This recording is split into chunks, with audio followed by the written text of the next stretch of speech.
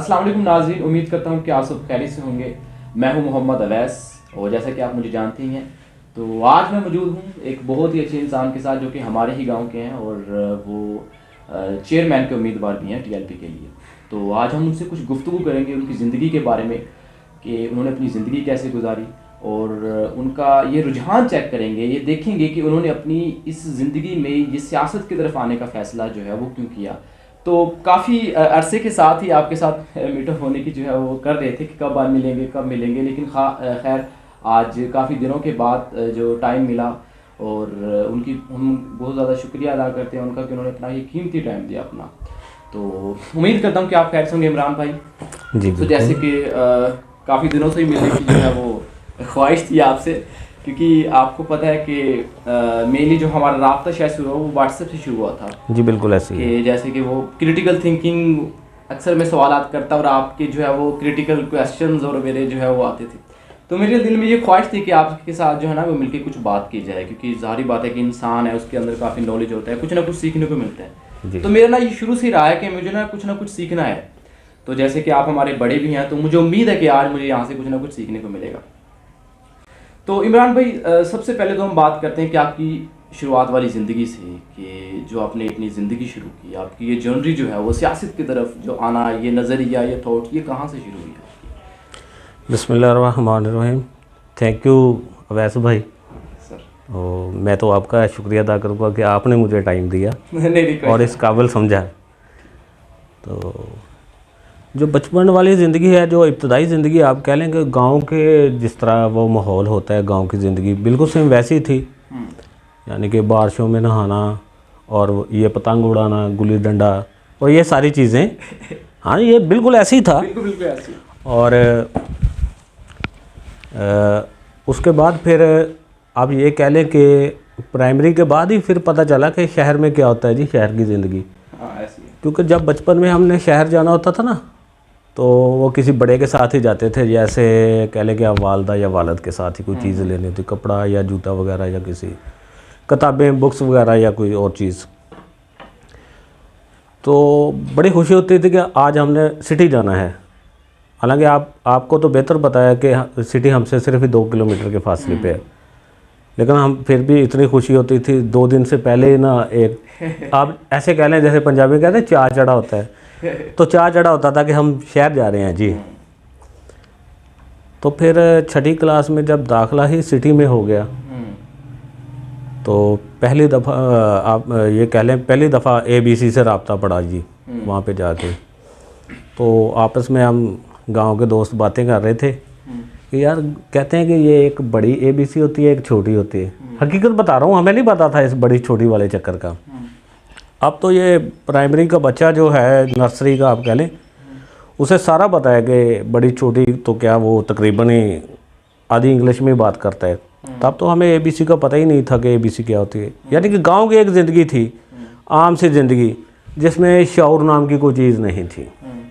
यानी जो दादा ने कहा, जो वालिद ने कहा, वही सब कुछ था। यानी कि जो टीचर ने कहा, ख़ुद का कोई नॉलेज या जहनी सलाहियत वो कह लें कि वो एक हद तक वो महदूद थी सारी वो मालूमात, दादा वाली स्टोरी में, बाप वाली और टीचर वाली स्टोरी में।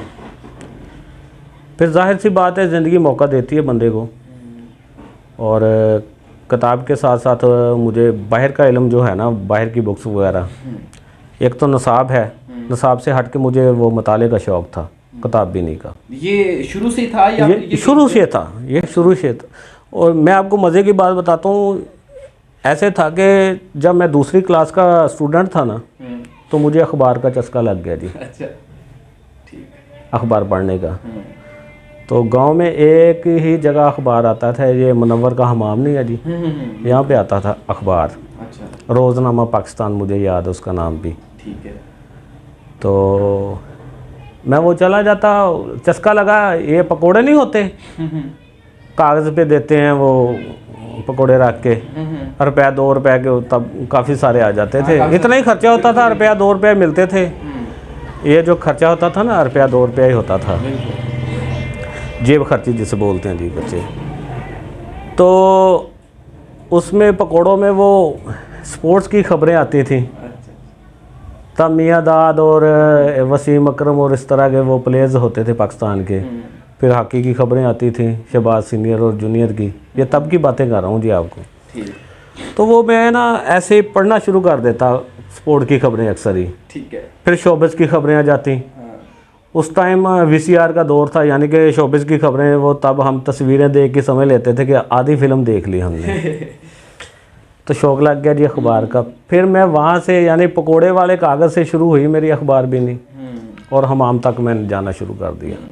क्या बात। तो तब अखबार बीन जो होते थे उनमें एक वो चाचा सदीक होता था गुजर, वो फौत हो गया जी। एक हमारा चाचा यासीन, चाचा इकबाल, और ये 2-3 शख्सियत तो मुझे अच्छे से याद है ना। ये तो ऑलरेडी अखबार बीन थे। तो अक्सर लोग मेरे हाथ से अखबार छीन लेते, बच्चा था ना, ठीक है, कि ये देखो यार क्या सारा दिन तस्वीरें देखता रहता है। जो भी आता पढ़ने के लिए वो छीन लेता, कागज़ का टुकड़ा, वो अखबार का पेज छीन के वो अपनी अखबार भी नहीं करता। और वो फिर मैं इंतज़ार में रहता कि कब ये रखेगा और मैं उठाऊँगा। यानी स्पोर्ट्स ख़बरों से सिलसिला शुरू हुआ, फिर वो शोबिज़ की ख़बरों तक, फिर वो सारा अखबार। जब सारे अखबार की अखबार बीनी करने का शौक़ पड़ा तो तब मेरा सियासत में दिलचस्पी मेरी जो है ना वो बनती चली गई आहिस्ता आहिस्ता।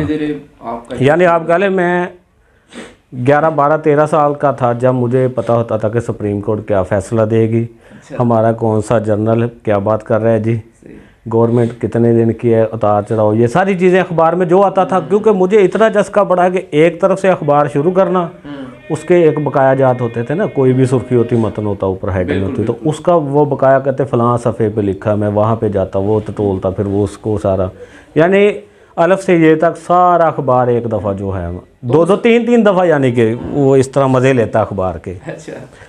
तो फिर एक बंदे ने कहा यार नहीं ऐसा करते हैं, मुझे लगता ना ये लड़का अखबार पढ़ लेता है, ये तस्वीरें नहीं देखता। तो उसने कहा अच्छा यार ये पकड़ो अखबार सुनाओ, ये सुनाओ यहाँ से। अच्छा। बड़ी मेन हाइडर नहीं होती, ठीक है, ये सुनाओ। अच्छा। मैंने, वो तो मेरी डेली रूटीन थी। हाँ। मैंने वो सारी खबर पढ़ी। हाँ। अच्छे तरीके से वो, फिर उसने कहा नहीं यार, फिर वो मेरी इज्जत करता था। अच्छा। जब वो मेरे हाथ में अखबार देखता ना, उसने कभी अखबार नहीं छीना मेरे हाथ से, बल्कि वो बैठा होता तो फिर मेरे हौसले बुलंद हो जाते कि अब मुझसे कोई अखबार नहीं ले सकता। वो मना करता था नहीं यार इसको पढ़ने दो। तब मुझे ये सारे रमूज़ो काफ जो है ना सियासत के उतार चढ़ाओ तब, और 92 में जो MKM के ख़िलाफ़ ऑपरेशन हुआ था, रियासती ऑपरेशन कह लें आप, तो तब मुझे लगा कि ये दहशतगर्द लोग हैं जी। सियासत का बता रहा हूँ, जहाँ से शुरू हो रही है मेरी सोच शुरू हो रही है। तब मैं अखबार पढ़ा था, मुझे लगता कि ये दहशतगर्द लोग हैं, बड़े बुरे लोग हैं जी, जालिम लोग हैं। अच्छा। छोटा जहन था ना, समझा कि शायद कोई डाकू टाइप छोटा सा ग्रोह होगा, लेकिन ऐसा था नहीं। ये तो बाद की बातें हैं ना, सारा कुछ बाद में खुला। फिर 92-93 की बातें हैं जी। उसके बाद फिर इलेक्शन आ जाते हैं। MQM बड़ी भारी अक्सरियत में सीटें लेती है जी, बड़ी भारी अक्सरियत में वो कराची और हैदराबाद से जीत जाती है। अच्छा, फिर एक सोच पैदा होती है कि यार ये दहशतगर्द छोटा सा ग्रोह टाइप लोग जो हैं, ये इतने बड़ी ज़्यादा तादाद में सीटें और इतनी बड़ी बड़ी लीड में, इतनी बड़ी लीड के साथ इतनी सीटें, ये कौन वोट दे रहा है इनको यार? खुद सवाल ने खुद ही जन्म लिया। अब जवाब की तलाश में निकला फिर। क्या बात। तो काफ़ी लोगों से बात होती रही। एक हमारे वो थे इधर काउंसलर चाचा शौकत, उनसे भी एक दफ़ा सरसरी बात हुई। शायद उन्होंने मेरी बात पे गौर नहीं किया होगा, लेकिन मैं तो अपने नॉलेज के लिए पूछ रहा था ना। ठीक है। तो फिर उनके मुंह से ये सुनने के मिला कि ये मुहाजिर और सिंधी का चक्कर है जी, अगर ये ना होते तो मुहाजिरीन के लिए ये मसला बन जाता, ये ना होते ये, इस तरह की ये बातें चीज़ें सुनने को मिली। फिर मैं आहिस्ता आहिस्ता तो फिर मैंने वो उनके जो है ना वो नज़रियात को जानने की कोशिश की, जहाँ से मेरा पहला सफ़र शुरू होता है जी। MKM से होता है जी। ठीक है। सियासी सफ़र मेरा MKM से। सियासत का जो मेन आपका जो है जो फोकस था यहाँ से जी, उनको दहशतगर्द जाना पहचाना समझा, क्योंकि हमारा मीडिया यही बता रहा था ना, तो लोग भी यही बता रहे थे। सोच महदूद थी, जैसा माहौल ने कहा वैसा मान लिया, एक्सेप्ट कर लिया। फिर वक्त चेंज होता है, थोड़े दिन गुजरते हैं, चंद माह गुजरते हैं, इलेक्शन आता है, वही दहशतगर्द सीट ज़्यादा भारी अक्सरियत से सीटें भी लेती है अच्छा। और जीत जाती है। फिर सवाल पैदा होते हैं कि यार वो दहशतगर्द थे, चोर चक्के थे, लोगों को मारने वाले, इतनी सीटें, यार ये कैसे मुमकिन हुआ। अच्छा।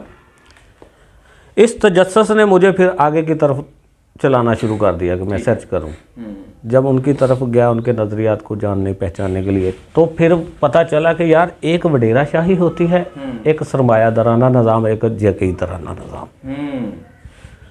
उसमें एक आम आदमी को निकलने के लिए रास्ता नहीं मिलता। जब वो कोशिश करता है ना, तो फिर वो तशद्दुद वाली एक फ़िज़ा कायम हो जाती है। जी जी बिल्कुल, ठीक है। जाहिर सी बात, आप किसी चीज़ को दबाएंगे उसका रिएक्शन तो आएगा ना। तो मैंने कहा यार ये जालिम नहीं, ये दहशतगर्द नहीं, ये तो मजलूम है। फिर उनका फ़लसफ़ा, उनका नज़रिया वो जाना पहचाना कि वो आम आदमी की बात करते हैं, आम आदमी को चाहते हैं आगे आए। तब तो यही नज़रियात थे। फिर उनके वो जो दुख तकलीफ़ें परेशानियां थी, जिस तरह उनके साथ रियासत ने किया, रियासत से मुराद मैं हुब्बुल वतन हूँ, मैं रियासत पे इसलिए रियासत का नाम इस्तेमाल कर रहा हूँ, मतलब ये है कि अदारों ने किया। ठीक है, ठीक है। मुझे रियासत से प्यार है, रियासत को फॉलो करना यानी कि ये मेरी एक आम पाकिस्तानी शहरी ज़िम्मेदारी भी बनती है।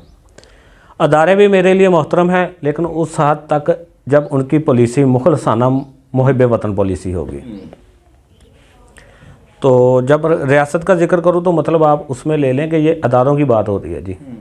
और अदारे आपको पता है कि 47 से अब तक अपनी मर्ज़ी से वो सारा कुछ करते आ रहे हैं जी।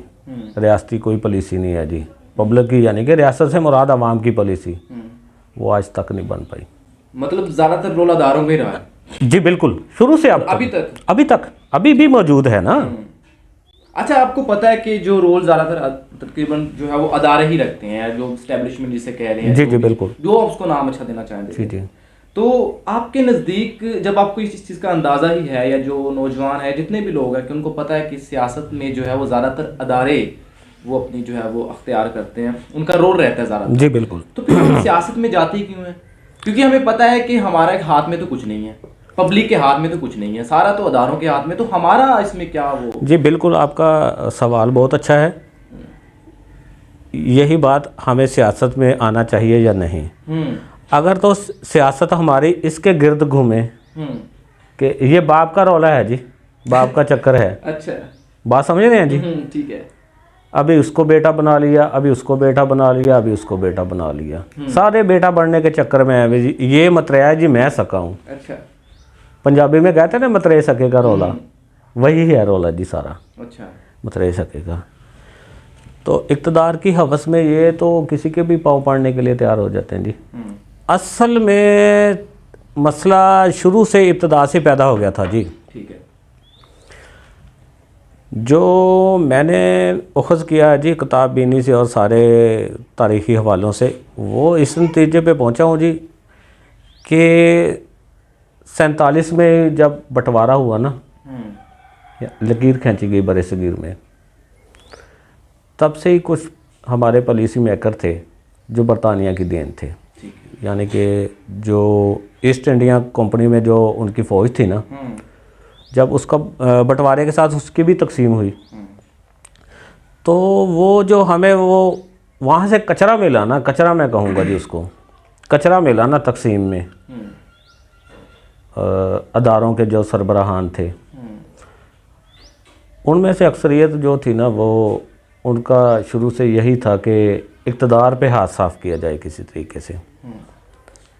बाबा कौम कायदे-ए-आज़म मोहम्मद अली जिन्नाह जब वो बीमार पड़ते हैं तो एम्बुलेंस का तेल ख़त्म हो जाता है जी, हॉस्पिटल तक नहीं पहुंचाया जाता।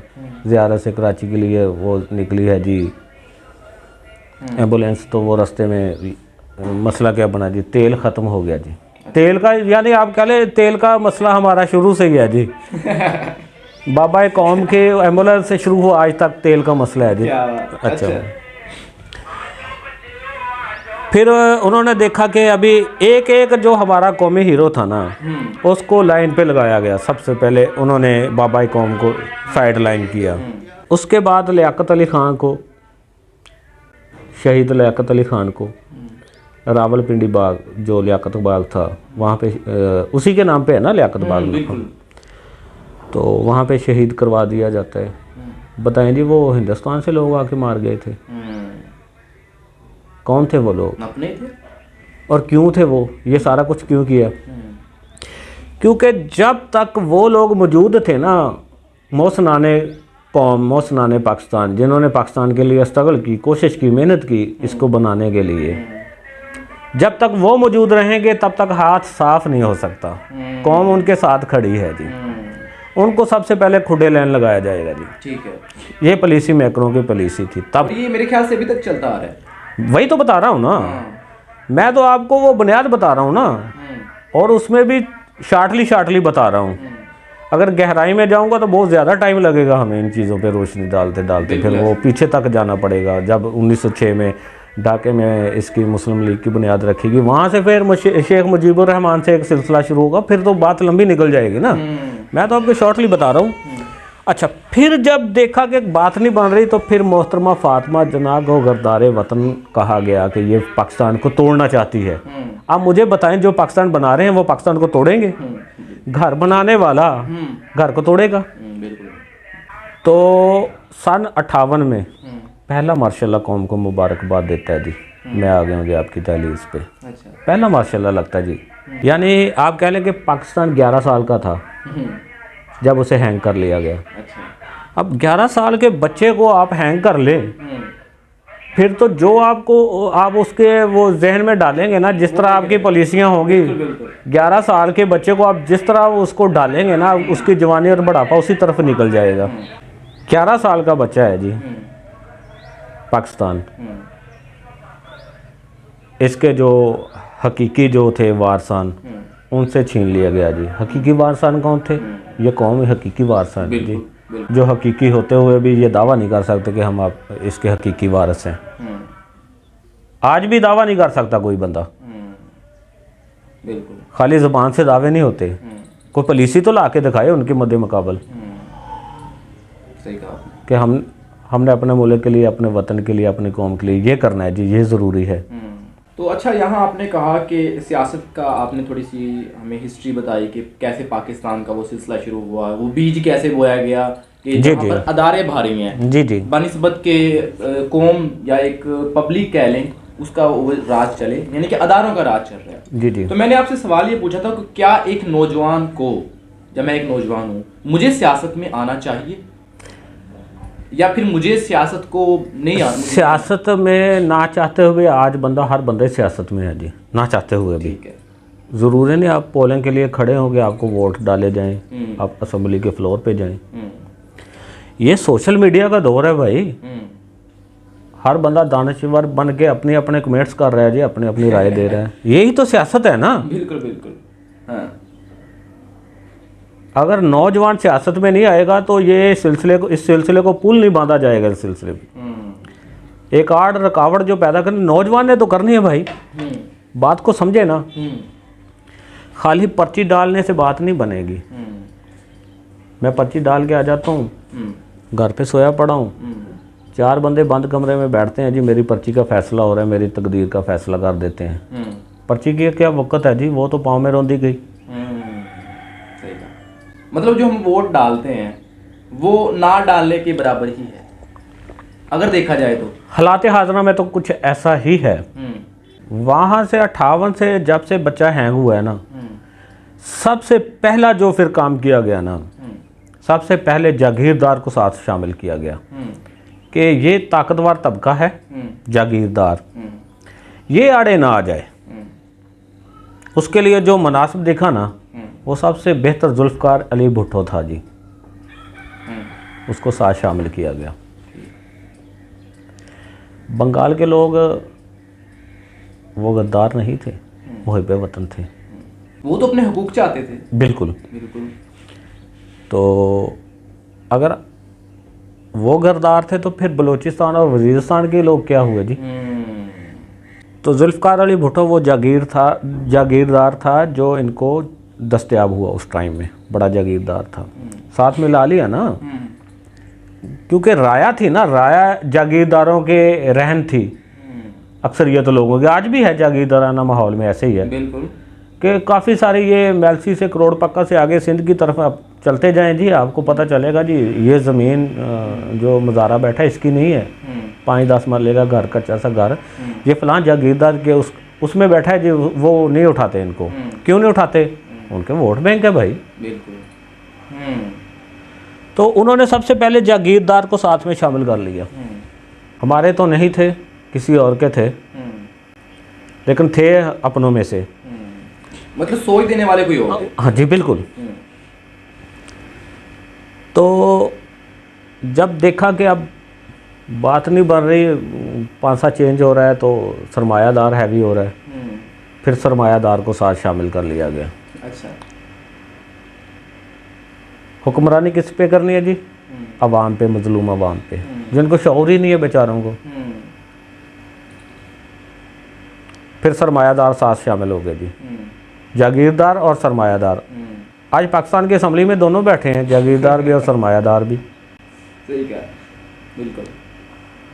आटा शाट है जी, चीनी शाट है जी, मेरी तो मिल ही नहीं है भाई, मुझे क्या बता रहे हैं? असम्बली के फ्लोर पे खड़े होकर मुझे बता रहे हैं, यानी इमरान अली को बता रहे हैं, क्या बता रहे हैं जी? इमरान अली चीनी शाट है मुल्क में, तो भाई पॉलिसियाँ मैंने तो नहीं बनानी, मैंने तो ठप्पा लगा दिया, आपको वहाँ पे पहुँचा दिया, मिलें भी आपकी हैं, फ्लोर मिलें भी, शुगर मिलें भी, कहाँ से लानी है, किसको बेची है, आप लोगों को पता होगा, मेरी तो मिल ही नहीं है भाई। सही कहा। मेरी तो ज़रूरियात ज़िंदगी जो हैं वो ये तो गंदम आटा चावल ही हैं। आप मुझे मोटरवे या फलां के ख्वाब दिखाएं जी, ये चीज़ वो मेट्रो बना दी लाहौर में बना दी, बिहाड़ी वाले को भाई रोटी चाहिए। मेट्रो का क्या करना जब आटा नहीं मिल रहा है यहाँ पे? भाई बात समझ में, यानी कि किसी मुल्क की तरक्की मेरे ख्याल में चीज़ों में नहीं होती, उसकी यानी कि अवाम में होती है, कौम में होती है, यानी कौम की तरक्की, ठीक है, शऊर की तरक्की, तालीम की तरक्की, सेहत की तरक्की, और ये तीनों चीज़ें ही आपको नहीं मिलेंगी, कम से कम यहाँ पे तो नहीं मिलेगी। सही कहा। अच्छा, अब एक नौजवान है या जो भी बंदा है वोट डालने जाता है इस नीयत से कि कोई ऐसा हुक्मरान हमारे ऊपर आएगा जो हमारे हालात को बेहतर करेगा। अगर हम मिडिल क्लास की बात करें तो उन्हें ज़्यादातर ये आटा, चीनी, ये मतलब अपनी बुनियादी जो ज़रूरत है ना उनके लिए उन्हें चाहिए।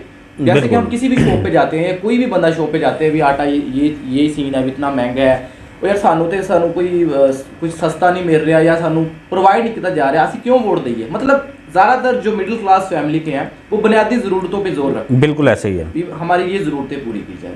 और कुछ जो पढ़ा लिखा तबका है, जिसे हायर क्लास कह सकते हैं, या जो पढ़ा लिखा तबका है, जिसकी अच्छी सोच है, जो देखने वाला कि हुक्मरान जो एक अच्छा होता है वो सोच देने वाला होता है, ना कि ये बुनियादी ज़रूरियात।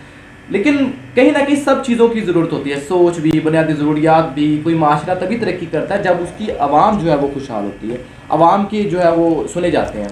लेकिन मुझे अब तक नहीं नज़र आया है कि आवाम की कोई बात सुनी गई हो, या आवाम, मैंने जब भी देखा है कोई न्यूज़ चैनल निकाल के देख लो, कोई न्यूज़पेपर में देख लो, कोई ना कोई आवाम के मसले रहते हैं। मतलब आज तक 76-77 साल हो गए हैं, कोई ऐसे हालात तब्दील होते नज़र नहीं आ रहे कि आवाम कहे कि यस दिस इज़ परफेक्ट, कि ये ठीक है हमारे लिए, बाकी जो है वो मसले बात की बात है। कहीं ना कहीं जो है ना बिगाड़ निकल नज़र आते हैं हमें। इसी चीज़ को लेके तो वो सियासत हो रही है ना भाई, बुनियादी चीज़ों को लेके। अगर आपको तालीम मिल गई, शऊर आ जाएगा, ठीक है। अगर रोटी मिल गई तो आप रोटी से हट के एक्स्ट्रा सोचेंगे। क्या बात समझ में आ रही है? जब आपको मैं उलझाए रोटी में रखूँगा, फिर आप एक्स्ट्रा कैसे सोचेंगे भाई?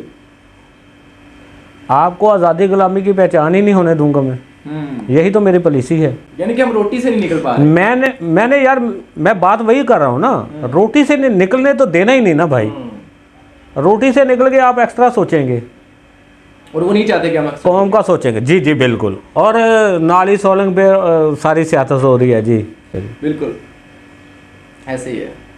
गांव लेवल पे देख लें या किसी भी शहर में देख लें, जनाब ये नहीं है, सड़क नहीं बन रही है, फलानी गली नंबर सड़क नहीं बनी, उसी पे सियासत कर रहे हैं। जी जी बिल्कुल। हमारे चाहे काउंसलर है, हमारे चाहे कोई भी है जी, चेयरमैन है, चाहे वो MNA है, चाहे वो कोई वज़ीर आज़म है, वज़ीर आला है, वो इसी चीज़ पे सियासत कर रहे हैं। किसी एक चीज़ को टारगेट किया, उस पर सियासत करना शुरू कर दी, आवाम को नहीं देख रहे। नहीं, उसमें ये है कि अब ये चांदमारी लगा रहे, बस्ती है ना चांदमारी, 15 साल से मैं उनका यही मसला सुनता आ रहा हूँ, हमारी सड़क बन जाए जी, हमारी सड़क बन जाए। पिछले दिनों वो कुछ दोस्त हैं वहाँ पे चांदमारी में मेरे भी, इसी मौजू पे बात हो रही थी। मैंने कहा अल्लाह के बंदो, अगर किसी ने आप लोगों को सड़क ही दे दी तो वो सियासत किस पे करेगा? क्या बात है, क्या बात है। ठीक है, बिल्कुल। हर दफ़ा कह रहे वो फलाना आया था, उसने झांसा दिया ये सड़क बन जाएगी जी, वोट दे दें, हमने दे दिए, वो फलाना आया था। मैंने कहा ये झांसे तो कौम को मिलते आ रहे हैं जी 75 सालों से। हमें ले आओ, हम ये कर देंगे, हम फलां को गलियों में घसीटेंगे, वो कहता है उसको मैं चौक में लटका दूंगा, फिर सारे इकट्ठे बैठे होते हैं जी। सही कहा, सही कहा। तो अब नौजवान के जो करने का काम है ना भाई, वो खुद आगे आए। ठीक है। पुराने फरसूदा ख्यालात, पुराने चेहरों को, फरसूदा निज़ाम को वो लात मारे, खुद मारे, उसको खुद आगे आना होगा। आप जानते हैं, बेहतर जानते हैं मेरे बारे में, मैं किसी ज़मींदार का या किसी मिलर का बच्चा नहीं हूँ, मज़दूर था मेरा बाप, मज़दूर का बेटा हूँ। हार जीत मायने नहीं रखती, आप खड़े हैं ये चीज़ मायने रखती है। मैं खड़ा हुआ हूँ, कहते जी फ़लाँ फ़लाँ इतने वोटों से हार गया, फ़लाँ इतने वोट, तो मेरे लिए नहीं वो मायने रखती। मैं आज़ाद हूँ, आज़ादी से जीना चाहता हूँ जी, अपने ख्यालात में रहना चाहता हूँ, अपने ख्यालात से जीना चाहता हूँ जी। यानी कि आपको वो इत्मीनान मिला कि चलो मैं खड़ा हुआ, मैं खड़ा हूँ जी, मैं खड़ा हूँ, हजूम में नहीं खड़ा, अलग से खड़ा हूँ, अपना शऊर लेके, अपनी सोच लेके अलग से खड़ा हूँ। क्या मुझे 2 बंदे फॉलो कर ले ना, 1000 बंदों की निस्बत 2 बंदे फॉलो कर ले जो मुझे समझ रहे हो, मेरी जीत है जी, मुझे हज़ारों नहीं चाहिए। तो आपको वो जत्था नहीं चाहिए। और कोई इम्पैक्ट क्रिएट हो रहा है सोसाइटी में? जी जी बिल्कुल। अच्छा। हो रहा है जी।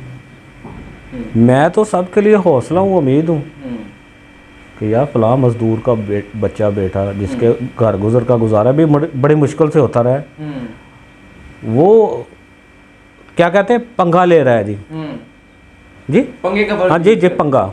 अच्छा। जब मैंने पंगा लिया है तो ये एक मैसेज दिया है बाकी गरीब बच्चों को कि आप भी पंगा ले सकते हो यार, खड़े हो सकते हो। मतलब आपने एक सोच दी है जी, शुरुआत आपसे होगी। जी बिल्कुल। मैं ये नहीं कहता कि आप फलां डेरे पे जाओ, फलां के पानी हुक्के भरो और फलां ही आपकी ज़िंदगी के फ़ैसले करे कि फलां को वोट देना है तुमने, फलां को इस तरह करना है, फिर वो आपको बाद में कैश करवा ले। होता है ऐसे, कैश करवाते हैं बाद में।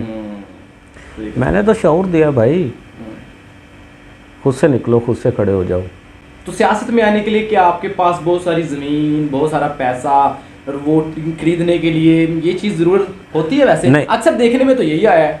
आज़ाद ख्याल और आज़ाद सोच चाहिए इसके लिए, बस। क्या बात। गुलामाना ज़हनियत को, आपको मैं एक और चीज़ बता दूं, गुलाम वो नहीं होता आप मुझे पकड़े जंजीरों में जकड़े, किसी लाकर में, किसी रूम में सलाखों के पीछे बंद कर दें, आप क्या इमरान अली को आपने कैद कर लिया जी? नहीं भाई, मेरी बॉडी को कैद किया, मेरी सोच तो आज़ाद है। जब तक आपकी सोच किसी के ताबे है ना, किसी डेरे के या किसी शख्सियत के ताबे है आपकी सोच, तो आपकी बॉडी आज़ाद है भाई।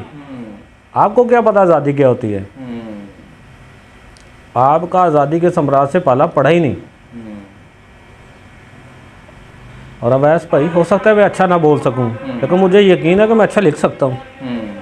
अच्छा जी, अक्सर देखने में है कि अगर हम देखें कि अगर हमारे पास कोई छोटा इंसान आ जाए, मतलब उसकी कोई ख़ास, उसके पास कोई माली लिहाज से ठीक नहीं है, लेकिन वो इंसान है, लेकिन हम उसकी इज्जत नहीं करेंगे।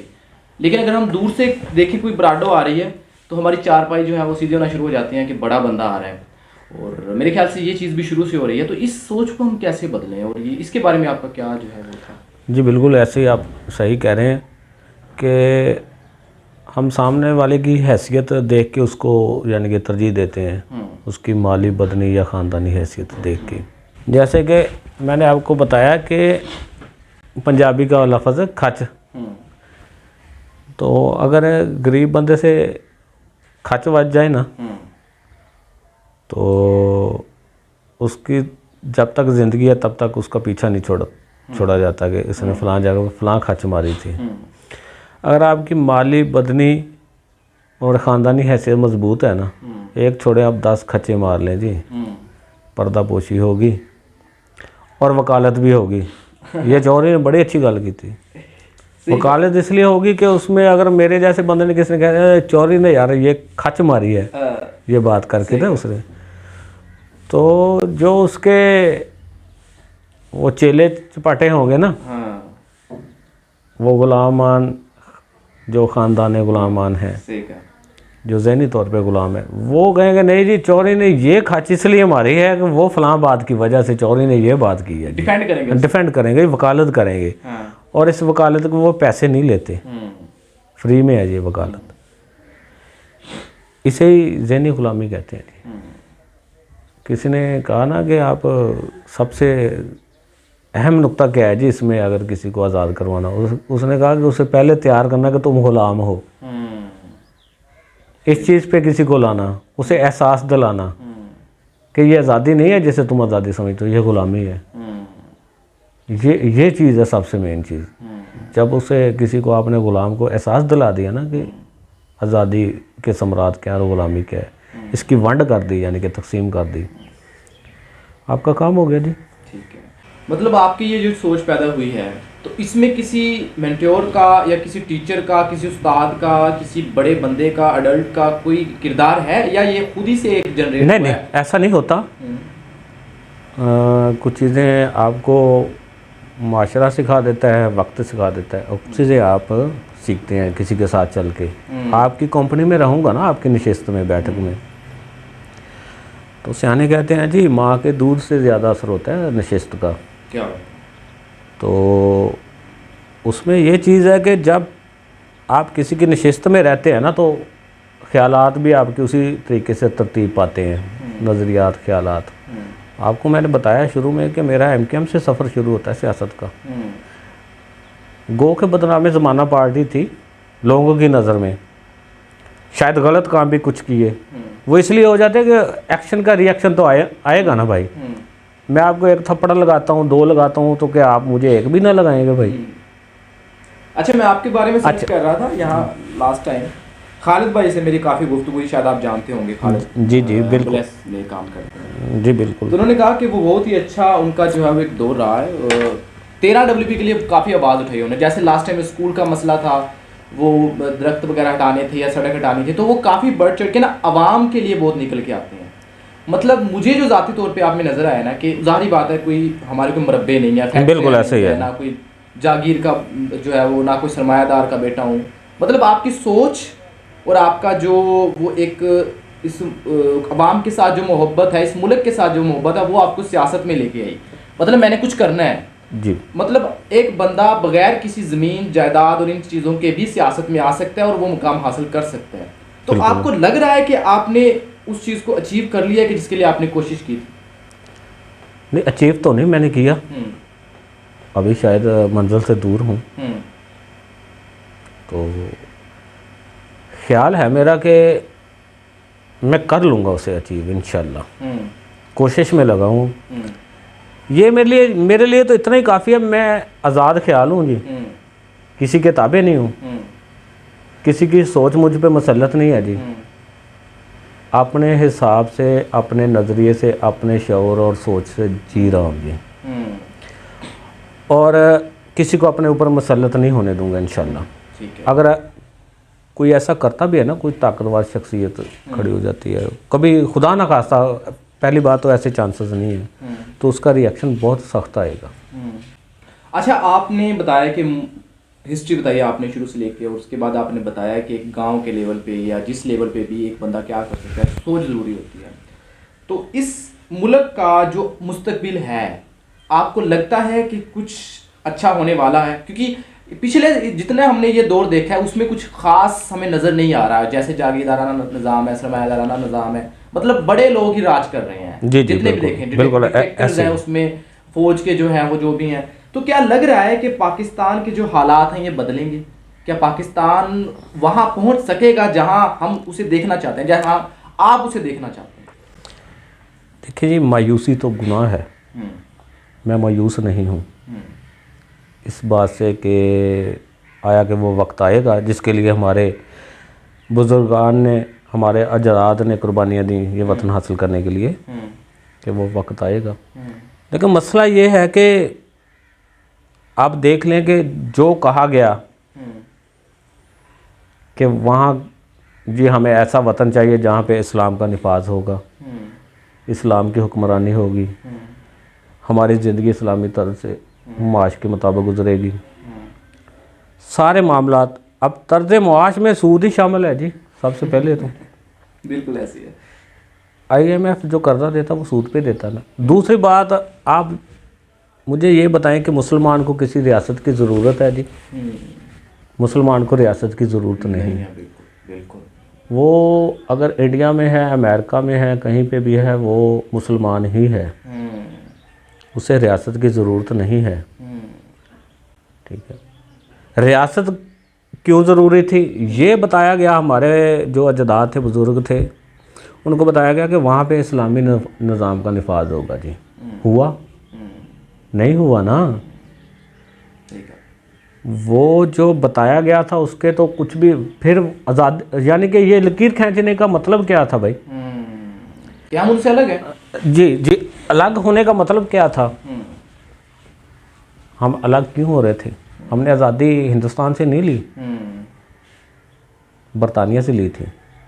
इंडिया ने भी उन्हीं से ली ना, 150 साल वो हमारे हुक्मरान थे, उन्हीं से आज़ादी ली है। पहले तो ये बात समझे ना, हमने हिंदुस्तान से नहीं ली। ठीक है, इंडिया ने हमें आज़ाद नहीं किया, हमें बरतानिया ने आज़ाद किया है। ठीक है ना। और बरतानिया को क्या कहा था? ठीक है, और कौम को क्या कहा था? यही कहा था ना कि वहाँ पे इस्लामी निज़ाम का निफाज होगा, इस्लाम के मुताबिक हम ज़िंदगी गुजारेंगे, इस्लाम हमारा जो है वो कुली मामलात में इस्लाम ही होगा, उसका अमल दखल होगा। 73 का आइन जो पहले भी बने हैं जी, 56 में बना, 53 में बना, 4-4, 3-3 साल की मुद्दत से वो आइन बनते आए, हसब होते आए। फिर 73 में सारे इकट्ठे होकर बैठे, सेकुलर, लिबरल, शेर मौलवी, ये सारे बैठ के इन्होंने 73 का आइन बना लिया। आइन एक हिसाब से अच्छा है कि इसमें ख़त्म नबूवत वाली शिक शामिल है। ठीक है, बाकी यार इसमें इतना वो है, यानी कि कमज़ोरी आइन में, कि अगर मेरी अक्सरियत है ना असम्बली में, तो मैं इसमें कुछ चीज़ें हज़फ कर लूँ, कुछ दाखिल कर लूँ, कर सकता हूँ। जी जी, कुछ तरमीम कर लूँ। हालांकि जो मुल्क बनाने का मकसद था ना, जो पाकिस्तान बनाने का मकसद था, वो इस्लामी ममलकत फलाही रियासत बनाना था इसे। तो उसके लिए हमें आइन की ज़रूरत ही नहीं थी, क्योंकि हमारे पास 1400 साल से एक आइन मौजूद था। और कोई माई का लाल, कितना मजबूत कोई शख्सियत हो, कितनी मजबूत पार्लियामेंट हो, उसमें 1 इंच की रद्दो बदल की गुंजाइश नहीं है। मतलब जो बन गया वो 1400 साल से मौजूद है, उसमें आप तरमीम करके तो दिखाएं मुझे। आप नहीं कर सकते तरमीम उसमें। 1400 साल से जो हमारे पास एक इस्लामी आइन था, उसमें तरमीम की गुंजाइश नहीं है। ये 73 का आइन है जी, हमारा बनाया हुआ आइन, इंसानों का बनाया हुआ, उसमें गुंजाइश ही गुंजाइश है जी। अपनी मर्ज़ी के फ़ैसले हैं, अक्सरियत है असम्बली में, जो आपको अच्छा लगे कि आपके लिए इसमें सहूलत रहेगी, उतनी चेंजिंग कर लें। अच्छा, तो अब बात हो रही थी कि एक नौजवान है या एक हमारा ये अवाम है जिनको नज़र आ रहा है कि पाकिस्तान में उनका कोई फ्यूचर नहीं है, और कुछ हद तक वो ठीक भी हैं, हम उन्हें गलत नहीं कहते, बिल्कुल, क्योंकि उन्हें पता है जो निज़ाम चल रहा है यहाँ पे वो शायद ही पाकिस्तान को वापस उस ट्रैक पे लेके आए जहाँ उसे आना चाहिए। और हमारी तो, क्योंकि जारी बात, हम इस मुल्क के अंदर रहते हैं, हमारी तो ये ख्वाहिश है कि वो उस ट्रैक पे आए। जी बिल्कुल। तो एक सर्च के मुताबिक तकरीबन 2022 के अंदर तकरीबन कोई 7-8 लाख लोग जो है वो मुल्क छोड़ के गए हैं। बेरोजगार हो रहे थे यहाँ पे, कोई चारा नहीं था, बाहर जाते हैं उन्हें अच्छा खासा मिलता है, और बाहर वाले मुल्क देते भी हैं। आप करेंसी की बात कर लें, आप हकूक की बात कर लें, यहाँ पहली बात तो इंसाफ वो नहीं दिया जाता, क्योंकि वो हज़रत पाक सल्लल्लाहु अलैहि वसल्लम ने फरमाया कि जहाँ पर बड़े लोगों को जो है वो छोड़ दिया जाता है और छोटे लोगों को पकड़ लिया जाता है, तो वो माशरा तो कभी तरक्की करता नहीं ना है। ऐसे ही तो है। वहां पर वो बाहर जाते हैं, अपनी कमाई करते हैं और वहां से पैसा अपने इस मुल्क में भेजते हैं, मतलब जो यहाँ पर रह रहे हैं। तो आपको क्या लगता है कि पाकिस्तान में कोई ऐसा वक्त आएगा कि यहाँ से लोग बाहर जाना बंद हो जाएं? मतलब एक इल्म के लिए तो चलो ठीक है, लेकिन अपनी जो माली हालत है उसको बेहतर बनाने के लिए उनको बाहर जाना पड़ रहा है। क्या पाकिस्तान में वो चीज़ नहीं है कि वो अपनी माली हालत को बेहतर कर सके? इसके बारे में आप क्या कहते हैं? नहीं, गुंजाइश तो बहुत मौजूद है। अगर खाने वाले हाथ होला करें ना तो बहुत बड़ी गुंजाइश मौजूद है इसमें। अच्छा, सच्ची बात है, क्योंकि ये धरती सोना उगलती है मेरे भाई। इसके पहाड़ों में खजाने छुपे हैं। इसके रेगिस्तान, अभी आप जाकर देखो, वो रेगिस्तान आपको लहलहाते खेत नज़र आएंगे, रेतों में भी, रेगिस्तान में भी। तो मसला ये है कि सबसे जो बुनियादी चीज़ है ना, वो एक कौम बनना है जी। हम जत्थे हैं जी, और जत्थों का कोई मुस्तकबिल नहीं होता। जत्थे का कोई मुस्तकबिल नहीं होता। ये फ़लाँ जत्था है जी, ये फ़लाँ जत्था है। कभी मज़हब के नाम पे जत्थे हैं जी, कभी इलाकाई बुनियादों पे जत्था है जी, कभी ज़बान के नाम पे जत्था है जी। जी, रस्म रिवाज जी जी जी। तो जब हम एक दूसरे को कौम की नज़र से देखेंगे ना कि ये पठान या बलोची या सिंधी या पंजाबी, ये बाद में है जी, पहले पाकिस्तानी है। पहले हमें पाकिस्तानी बनना होगा, फिर चेंज आएगा। हम तो जत्थे हैं और हमें जत्था बनाया गया है। अगर हम कौम बनेंगे तो फिर शऊर आएगा। शऊर आएगा तो फिर जो है वो मामला, तो किसी के मामला डिस्टर्ब होंगे ना, वो नहीं चल पाएंगे। वो नहीं चाहते कि सियासी मकासद, जी जी बिल्कुल, उनके सियासी मकासद हैं, तोड़ के रखो और हुकूमत करो। जुड़ गए तो फिर अभी 22 करोड़ आबादी आप कह लें, 21 करोड़ को तोड़ना है जी 1 करोड़ ने, तभी गवर्नमेंट करेगा ना उसके ऊपर। अगर 21 करोड़ इकट्ठे हो गए तो 1 करोड़ के क्या चीज़ है जी। बिल्कुल सही कहा। तो ये जो लोग, हम स्पेसिफिकली किसी को नाम नहीं लेते किसी का, या जो भी हैं जो इस पे हुक्मरानी करते हैं या जितने भी आके चले जाते हैं, कि ये इस मुल्क का हिस्सा नहीं है? क्या इन्हें इस मुल्क की जो कुर्बानियाँ हैं जो दी गई हैं, जैसे कि कायदे आज़म ने बहुत सारी स्ट्रगल की है और पता नहीं कितने लाख लोगों की जो है वो डेथ हुई है दौरान पार्टीशन, जब पार्टीशन हुई थी, तो क्या उन्हें वो कुर्बानियाँ नज़र नहीं आती? वो भी तो शायद इसी मुल्क में पले बढ़े हैं, उन्होंने भी यहाँ जो है वो यहाँ की मिट्टी देखी है, यहाँ की खुराक खाई है, यहाँ की ज़िंदगी गुजारी है, यहाँ की गलियों में खेले हैं, यहाँ के स्कूलों दारों में पढ़े हैं। तो क्या उनके दिल में वो तरस नहीं आता कि इस मुल्क को जो है वो तरक्की की तरफ ले जाया जाए, ना कि इसको नोचा जाए और ना कि टांग खींची जाए और अवाम का ना सोचा जाए, सिर्फ अपना सोचा जाए कि बस भरते रहो? तो क्या असल में जब कौमी मफादात पे ज़ाती और माली मफादात हैवी हो जाए ना, तो फिर ऐसी ही सूरत जन्म लेती है। ये अब का मसला नहीं है, आप बरे सगीर की तारीख उठा के देख लें। ये आप कह लें कि मुगलिया दौर से पहले भी मुसलमान मौजूद थे। ये 10वीं सदी में जब महमूद गजनवी पहली दफ़ा वारद होता है, तो तब से मुसलमान किसी न किसी सूरत में बरसगीर में मौजूद है। यानी मोहम्मद बिन कासिम से कह लें आप, तब से थे, लेकिन उनकी तादाद बढ़ना शुरू हुई महमूद गजनवी के दौर से। तो आप तारीख़ पढ़ेंगे ना बरसगीर की, तो आपको शर्मिंदगी होगी, मुसलमान की तारीख़ पे शर्मिंदगी होगी, क्योंकि बहुत सारे ऐसे राज हैं जो फाश होना बाकी हैं। जी जी, वो इसलिए शर्मिंदगी होगी कि मुसलमान ने मुसलमान का गला काटा है इक़्तिदार के लिए। भाई ने भाई का, बाप ने बेटे का, बेटे ने बाप का, जंदान में फेंका गया, गले काटे गए, आपस में जंगो जदल किया। ये तारीख है जी इक़्तिदार की, और ये शुरू से चलता है। इक़्तिदार के लिए किसी के पाँव पकड़ने पड़े, किसी के पाँव में बैठना पड़े, कोई आका हो जी बस। वैसे अगर हम इस चीज़ को देखें, ये तो हम अब आज की रोज़मर्रा ज़िंदगी में भी देखते हैं, भाई भाई का कत्ल कर रहा है। क्यों कर रहा है? ज़मीन के पीछे। ये यानी कि जब वो कौम कह लें या घर के मफादात पे या कौम के मफादात पे माली और ज़ाती मफादात हैवी हो जाए ना, ऊपर आ जाए, तो फिर सूरत हाल वैसी जन्म लेती है जैसे एक घर में एक, जैसे आपने मिसाल दी है कि एक भाई दूसरे का गला क्यों काट ले, कि उसने घरेलू मफादात पे या मामलात पे अपने मफादात और मामलात को तरजीह दी। और ये सिस्टम चला आ रहा है, शुरू से चला आ रहा है। और ये मैं इसलिए मुसलमान का कहा है कि मुसलमान ने मुसलमान का गला काटा, क्योंकि मुसलमान के लिए ऐसा नहीं कर सकता था, लेकिन किया।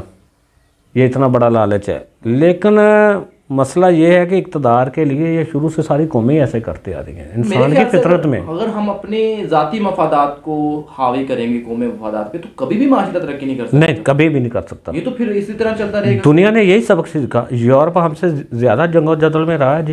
तारीख उठा के देखें उसकी, आप किताब भी नहीं तो करें, आपको पता चलेगा कि यूरोप ने तो इतना फितना फसाद खड़ा किया आपस में, लोगों ये कौमें आपस में इतना लड़ी। मज़हब की जंगें नहीं होती।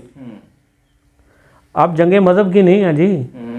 आपको कोई फक्की देना, ये मज़हब की जंग हो रही है जी, इस्लाम और कुफर की जंग। मेरे ख्याल से पहले थी ये कहीं ना जी, पहले थी। अब शायद मुफादात पे आ गई है। अब जी इलाकाई तरजीहात और ज़ाती मफादात को लेके हो रहा है जी सब कुछ।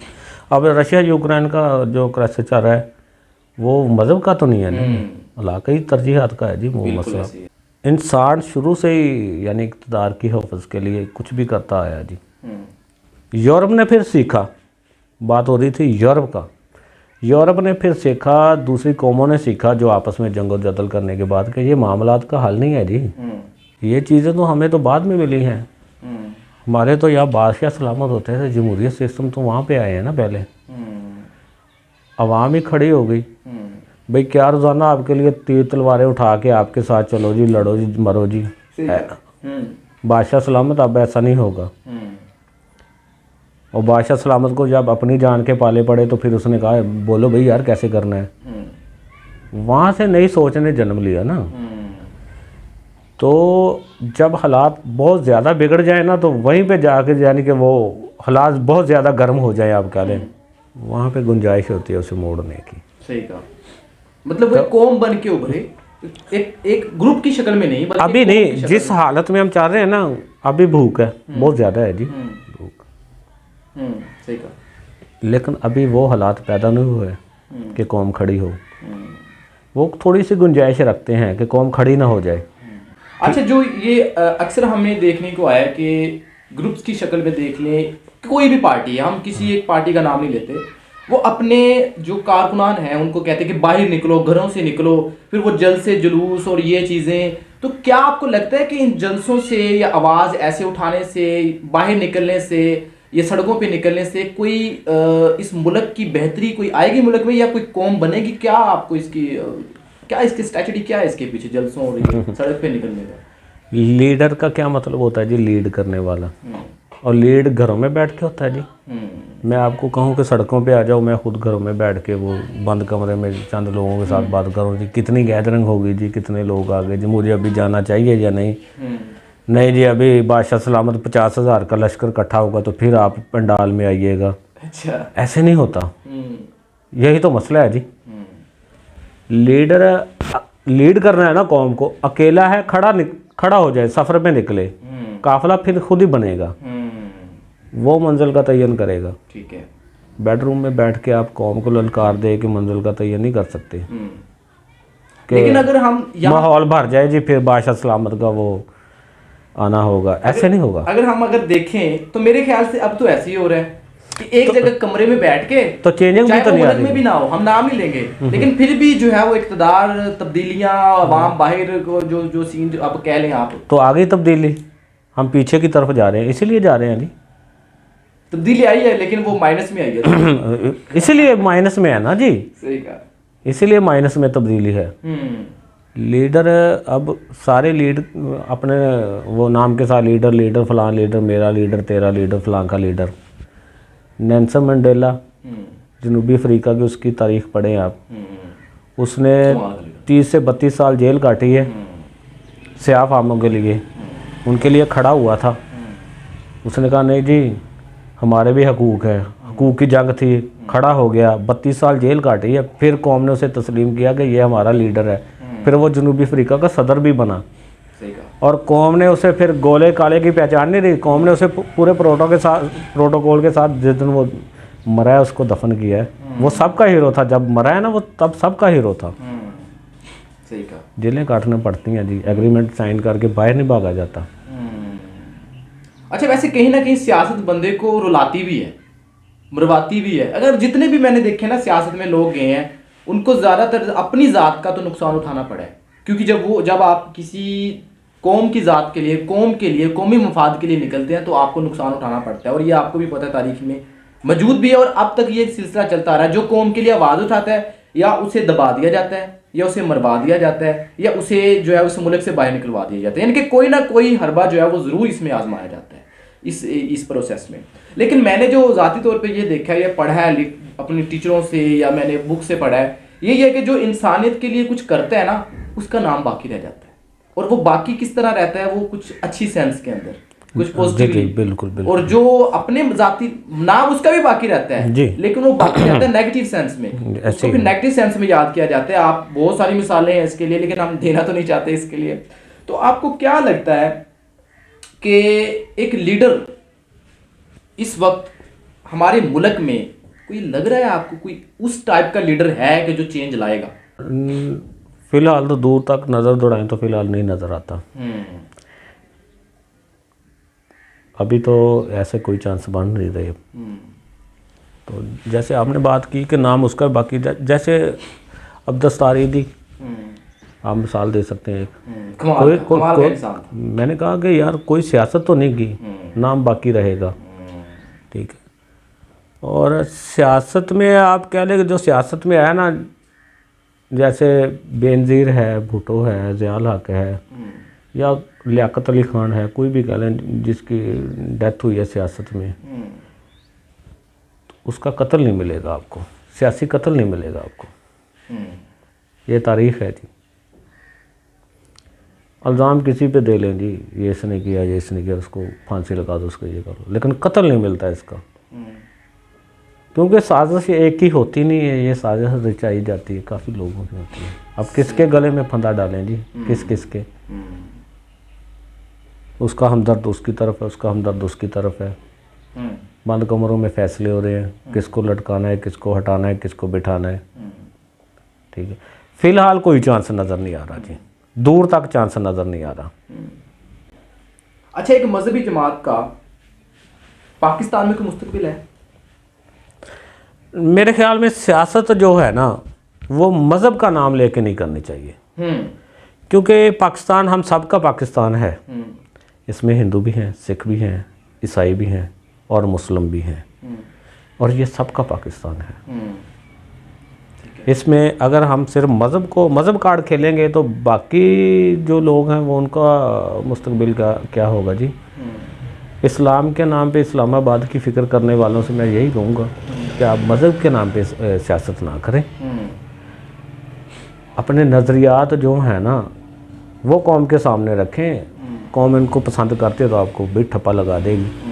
अच्छा, ज़्यादातर लोग, मतलब मैंने जो सियासत देखी है, वो कोई ना कोई कार्ड ज़रूर खेलते हैं जी। बिल्कुल, कार्ड ही खेले जा रहे हैं, मजहबी कार्ड जी, बिल्कुल, चाहे वो अपना ज़ाती मफाद का हो, चाहे वो कोई भी कौमी कार्ड भी होते हैं अक्सर कि जनाब ये हो गया, वैसा हो गया, और वो लीड भी कर जाते हैं।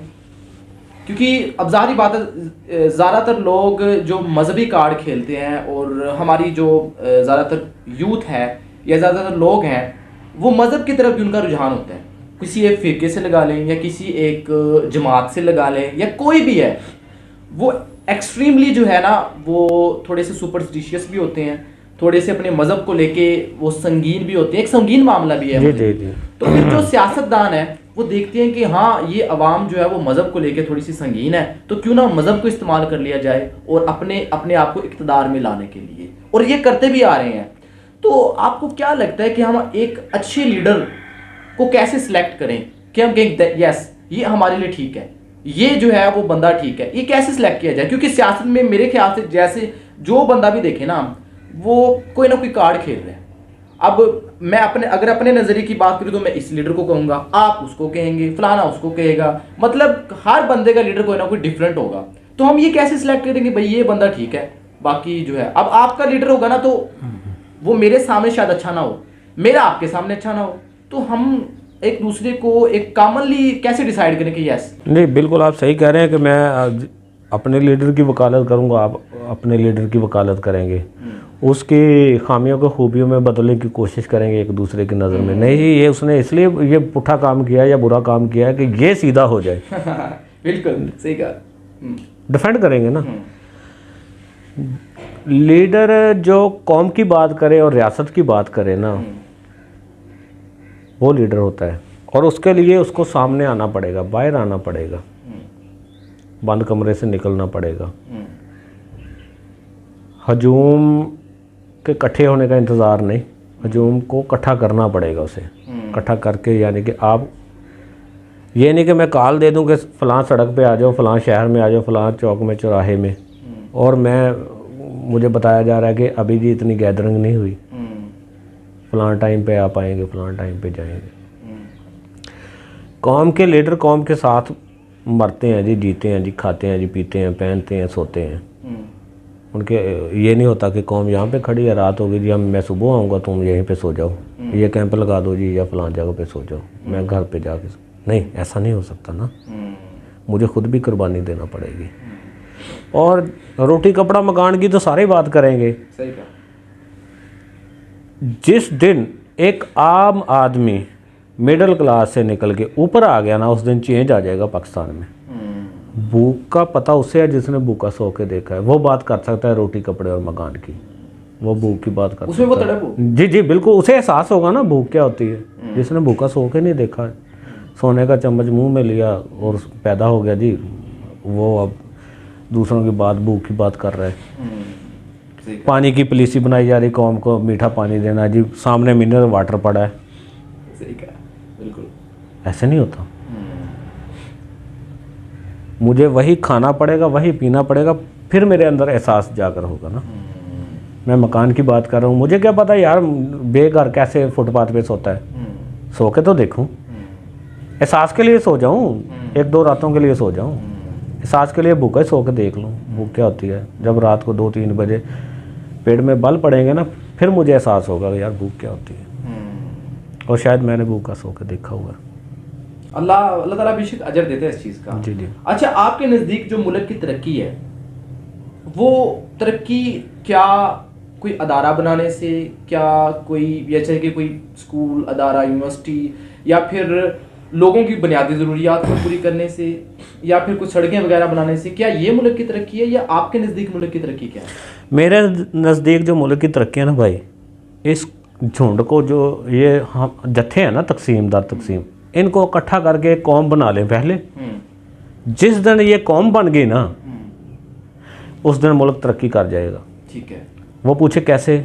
अभी मुझे पता चल जाता है, मेरा पंप है जी तेल वाला, छोटी मिसाल देता हूँ अभी के वाक़यात से, बाकी तो बहुत सारी हैं ना, सब्ज़ी फ्रूट और ये चीज़ों को लेके बहुत सारी हैं। एक पंप मिसाल दे रहा हूँ, पंप की, ये तेल वाला पंप है, मुझे पता चलता है रात को 10 रुपये, 5 रुपये या इतने पैसे का या इतने रुपए का इजाफा होने वाला है, तो मैं दिन में उसको रोक लेता हूँ जी। ये मेरी कौमी जिम्मेदारी है, मैं कौम हूँ जी। अपनी कौम के लिए खुद ही मैं हालात कशीदा और पेचीदा कर देता हूँ। मेरी फैमिली मेरे साथ है, बाइक पे हूँ, 100 किलोमीटर सफ़र करना है, तेल ख़त्म है, क्या करूँ जी, कहाँ पे लेके जाऊँ ये बच्चों को अपने साथ, मेरे कहाँ पे लेके जाऊँ? ये मेरी कौमी जिम्मेदारी है जी, ये मैं अदा कर रहा हूँ। जिस दिन ये जत्थे ना, ये लोग, ये तरह तरह के लोग, किसी का इस तरफ को मुँह है, किसी का इस तरफ को मुँह, जिस दिन ये कौम बन गए ना, और कौम बनाने के लिए सबको बिठाना पड़ेगा, तकलीफ़ परेशानी पूछना पड़ेगी। हर तीसरे दिन ऐड आता है जी, टीवी पे, अखबार पे, सोशल मीडिया पे, फ़लाँ जगह इतने दहशतगर्द मार दिए हैं जी, वज़ीरिस्तान में, बलूचिस्तान में, फ़लाँ इलाके में, फ़लाँ। 20 साल से यही खबरें सुनने को मिल रही हैं। और दहशतगर्दों की अगर तादाद का तयन करें ना, तो मेरे ख्याल में को 50-60 हज़ार बन जाते हैं जी। और 50-60 हज़ार बंदा दहशतगर्द आपकी अक्ल में आ रहा है कि हो सकते हैं? 10, 20, 30, 50 बंदों का दिमाग ख़राब हो गया जी, वो डकैत हैं जो दहशतगर्द हैं जो पैसों पे बिक गए। इतनी बड़ी तादाद, पूछ तो लो भाई क्या मसला है? रोज़ाना की बुनियाद पे, और पूछने अदारों से पूछने वाला कोई नहीं है। यार अभी तक जारी है ये दहशतगर्दी की जंग, कितने दहशतगर्द मारोगे, कहाँ से आ रहे हैं ये? अगर कौम से पैदा हो रहे हैं तो क्यों हो रहे हैं? कौन से ऐसे हालात हैं, कौन है जो इनको इस तरफ ला रहा है? कौन सी वो सोच है? बिठा के पूछो तो सही। एक नौजवान है, कौम का सरमाया था, वो यार बंदूक ताने खड़ा है अपने अदारों पे, अपने लोगों पे। अपने 71 में हमने तजर्बा कर तो लिया है ऐसा करके। सही कहा। तब वो जो आज तो कहते हैं ना जी,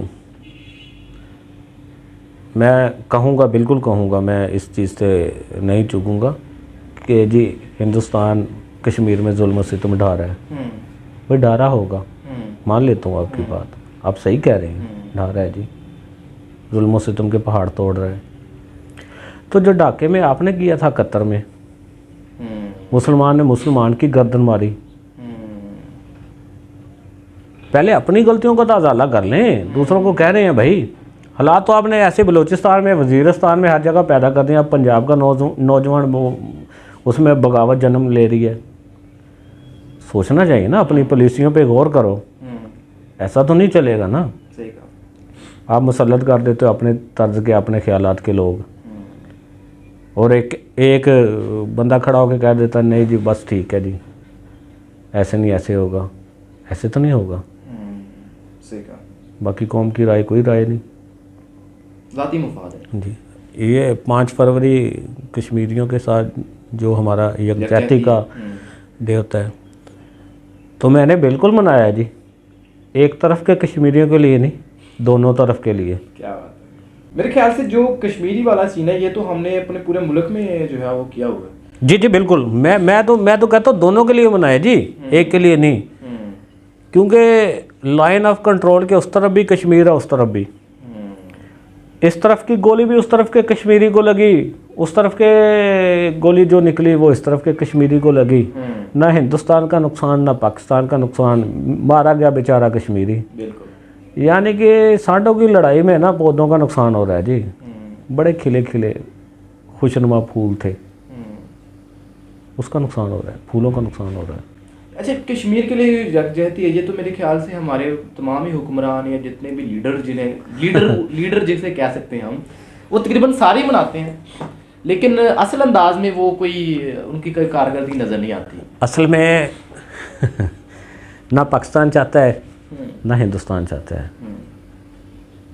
मैं आपको बताता हूँ, अगर ये दोनों मुखलस नहीं है जी कश्मीर के साथ,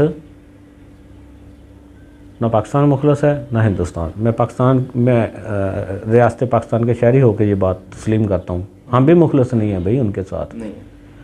उसकी वजह यह है कि वहाँ पे अगर रेफरेंडम होता है ना, अक़वाम मुत्तहिदा या हमारी जो यूनाइटेड नेशन, अच्छा, वो रेफरेंडम करवाती है ना, तो दोनों तरफ के कश्मीर में होगा। उसमें 3 ऑप्शन होंगे जी, कश्मीर बनेगा हिंदुस्तान, कश्मीर बनेगा पाकिस्तान, कश्मीर बनेगा खुद मुख्तार। अब ये दोनों को पता है कि उसने कहाँ जाना है, कहाँ जाना है, क्या कौन सा रास्ता, वो जो तीसरा रास्ता है ना, उससे दोनों डरते हैं। दोनों नहीं चाहते। फिर खाना किस चीज़ पे है जी? सही कहा। मसला तो हल हो गया। जैसे मैंने आपको चांदवारी वाली मिसाल दी है, अगर सड़क का मसला हल हो गया तो वोट किस चीज़ पे लेने हैं। सही कहा। अच्छा, आप कोई आखिरी पैगाम देना चाहें यूथ को, चाहे वो सियासत के हवाले से हो, ज़िंदगी के हवाले से हो, या आपका कोई सबक हो, कोई वाक़या हो जो आपने देखा हो, कोई आखिरी पैगाम अगर देना चाहें यूथ को? पहले तो मैं आपको एक चीज़ बता दूं, यूथ को भी और आपको भी। आपने अक्सर मुझे देखा होगा, मैं किसी डेरे पे या किसी ऐसी जगह पे जहाँ पे चौधराहट नुमायाँ होती हो नहीं जाता। उसकी वजह क्या है? मुझे जाने में हर्ज नहीं है जी, मुझे जाने में हर्ज नहीं है। मेरा वस्वा वसेब है, ख्यालात नज़रियात ठीक है, अलग हो सकते हैं, इख्तलाफ हो सकता है, एक घर में भी हो जाता है बहन भाइयों में। एक ही माँ बाप है जी, देखें एक माँ बाप है, उसके 4 5 6 या 3 2 जितने भी बच्चे हैं, सबके ख्यालात नज़रियात मुख्तलिफ हैं। बिल्कुल ऐसे। और इसी तरह ये वस्बा है, ये गांव है हमारे अहलियाने इलाका, इसमें हम तरह तरह की कौम बरादरी और ये सारे बैठे हैं, हमारे ख्यालात मुख्तलिफ हो सकते हैं। लेकिन हमारा जीना मरना एक ही है जी। मुझे जाने में हर्ज नहीं है, लेकिन मसला पता है कहाँ पे आता है, क्यों नहीं जाता। अब वो मेरे पास चल के आए जो अखलाकी यानी कि तरीका है, और हमारा वसेब का कल्चर है जो हमें वर्षे में मिला है कि कोई चल के आए तो उसे सराहाने की तरफ बिठाते हैं कि यार पाँव की तरफ उसे नहीं, यार मेहमान है हमारा, इज्जत करते हैं उसकी। चाहे हमसाया ही हो जी, घर पे आ जाए ना हमसाया मिलने के लिए, ऐसे हाल अहवाल लेने के लिए, तो हम कोशिश करते हैं कि यार ये सराहाने की तरफ आए। अच्छा ठीक है जी, अगर मेरे पास कोई चल के आता है, तकड़ा है, अमीर है, गरीब है, छोटा बड़ा, मैं उसको सराहने की तरफ इज्जत देता हूँ, बिठाता हूँ। अब मैं किसी डेरे पे चल के जाऊँ फिर भी मुझे पाँव में बैठना पड़े, ये तकसीम है जी माशरे में, और ये मुझे नागवार गुजरती है, इसलिए मैं किसी के पास नहीं जाता। मैं अपनी खुददारी नहीं बेच सकता। मैं यानी कि घर में तन्हाई काट लूँगा, किताब भी नहीं कर लूँगा जी, किताब पढ़ लूँगा। मेरे पास कोई चल के आए बिल्कुल इज्जत दूँगा जी, बनता है जी। इख्तलाफ अपनी जगह, नज़रियात अपनी जगह, सोच का इख्तलाफ है ना, ज़ाती तो नहीं है ना किसी के साथ। मेरा किसी के साथ ज़ाती इख्तलाफ नहीं है, गांव में भी और बाहर भी किसी के साथ कोई ज़ाती इख्तलाफ नहीं। सोच का है, नज़रियात का है, वो रहेगा, वो होना भी चाहिए। ठीक है, मेरे खुद के पॉइंट ऑफ व्यू है जी, कोई उससे इख्तलाफ करे बिल्कुल कर सकता है, हाँ जी बिल्कुल कर सकता है जी। मेरा सोचने का अंदाज़ है जी, देखें मैं अपने अंदाज से सोचता हूँ, ज़रूरी नहीं कि आप भी उसी अंदाज से सोचें। इख्तलाफ कर सकते हैं, आपको हक़ है जी। इसी तरह मैं अपना सोचने का यानी इख्तलाफ करने का हक़ किसी को नहीं देना चाहता। और नौजवान नस्ल को जो मेरा मैसेज है, पैगाम है, अपने अंदर खुददारी पैदा करें जी, आज़ादी को महसूस करें। दूसरों की सोच अपने जहन पे, अपनी बॉडी पे मुसल्लत करके मत जिए, फिर आप कहें कि हम आज़ाद हैं। भाई नहीं, आप ऐसे आज़ाद नहीं हो, आपकी सोच गुलाम है, आपकी सोच गुलाम है। आज़ाद होना है तो बिल्कुल आपके ख़यालात, आपके नज़रियात, आप खुद अल्लाह ने आपको अक्ल सलीम दी है भाई, आप खुद सोच सकते हैं। बहुत सारी चीज़ें, मसलन कोई प्रॉपर्टी है, जायदाद है, वालिद ने नहीं छोड़ी, नहीं थी, उसको वर्षे में मिली, मुझे भी नहीं मिली, लेकिन अक्ल तो किसी की मिरास नहीं है ना। आप खुद अक्लमंद है, सोच सकते हैं अपने लिए। जब आपका दुख, परेशानी, मुसीबत, खुशी आपकी है तो सोच भी आपकी होनी चाहिए, दूसरे की क्यों भाई। मैं एक चीज़, ये मोबाइल मैंने ख़रीदना है जी, जेब से पैसे लगाने हैं। अब इसके लिए मैं किसी की राय लूँ, चौधरी की या किसी की जाके जी मुझे ख़रीदना चाहिए कि नहीं। मेरे दिल में आ गया तो मुझे ख़रीद लेना चाहिए, जब मैंने पैसे खुद ही पे करने हैं, चौधरी ने तो नहीं देने। यानी कि यूथ के लिए, नौजवानों के लिए यही मैसेज है कि ये आज़ादी को पहले तो महसूस करें ना, पॉलिटिक्स तो बात की बात है कि हम आज़ाद हैं। हाँ पहले आज़ाद होना चाहिए। हाँ जी जी बिल्कुल। किताब जो है ना, किताब शऊर नहीं देती। किताब से मुराद निसाब वाली, वो किताब शऊर नहीं देती। निसाब में जो चीज़ें मेंशन की है ना वही होगी ना, बस उसी हद तक। उसको आप जहन बना लें और उसी को लेके आगे चलेंगे, ये चीज़ें ये ऐसे ऐसे थी। उसमें तारीख़ में बहुत रद्द-बदल किया गया है भाई निसाब में, ताकि कौम के नौजवानों को हमें वो पढ़ाया जाता है जी जी जी जो वो चाहते हैं, जो सोच रखते हैं जी, उसी हिसाब से हमें डेवलप किया जाता है हमारे दिमाग को, जहनों को, सलाहियतों को भाई। उसके अलावा भी तारीख़ है। जब वो पढ़ते हैं ना आप, फिर आपको यानी कि फ़ैसला करना मुश्किल हो जाता है, इनमें से ठीक कौन है और गलत कौन है। सही कहा। वहाँ पे आप ठीक और गलत को जब आप उसकी तकसीब कर लेंगे ना, तब आपको पता चलेगा आज़ादी क्या चीज़ है जी। क्या बात है। आपने कहा कि हमारी जो असल गुलामी है वो सोच की गुलामी। जी बिल्कुल, सोच की गुलामी। वैसे तो मतलब वो गुलामी वो चीज़ है, लेकिन सोच की जो गुलामी है, सोच को जो जंजीरों ने जकड़ा हुआ है, वो असल गुलामी है। जी बिल्कुल। तो हमें बहुत खुशी हुई आपके साथ मिलके और बहुत कुछ हमें सीखने को मिला। वैसे तो हम आपके साथ ही रहते थे, लेकिन मुझे नहीं पता था कि आप इतने ज़्यादा काबिल और इतने ज़्यादा इंटेलेक्चुअल और क्रिटिकल थिंकिंग वाले इंसान हैं, वो मुझे आज पता चला है। मुझे ज़ाती तौर पे बड़ी खुशी हुई है आपके साथ मिलके बैठे, तारीख़ की कुछ बातें हुई, कुछ करंट अफेयर्स पे बातें हुई, तो मुझे बहुत फ़ायदा मिला है। और इंशाल्लाह नेक्स्ट टाइम अगर हम जब भी आएंगे फिर भी आपसे इंशाल्लाह कोई ना कोई किसी ना किसी मौजू पे बात करेंगे। बहुत बहुत शुक्रिया। थैंक यू जी। ये थे जनाब इमरान अली भुट्टा साहब जो कि हमारे ही गाँव के हैं और चेयरमैन के लिए उम्मीदवार भी हैं। और मुझे ये यकीन है कि आज इनके साथ जो मेरी नशिश थी, मुझे जो सीखने को मिला, मुझे एक छोटा भाई की हैसियत से, छोटे भाई की हैसियत बहुत कुछ सीखने को मिला।